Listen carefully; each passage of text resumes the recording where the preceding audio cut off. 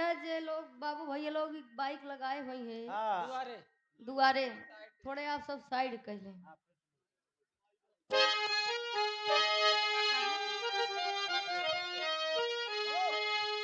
अरे लोक लाज के लज्जा से, अब लोक लाज के लज्जा से अब लाली हो गई, पर लिए भुजाली मैया काली हो।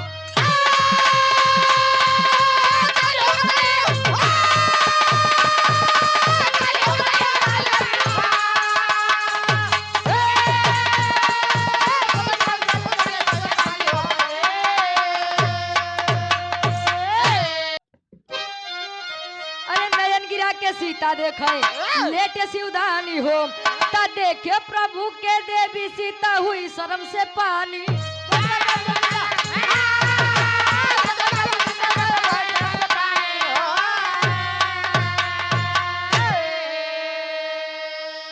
अरे शर्म से ला गई जैसे, अरे शर्म से ला गई जैसे अब पुष्प की डाली हो गई, पर लिए भुजाली मैया काली हो।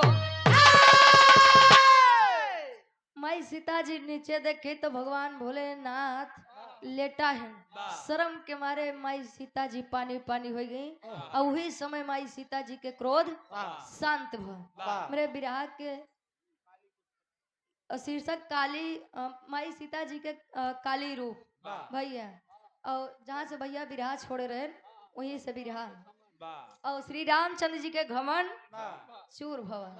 आखिरी में खानदान का परिचय बा।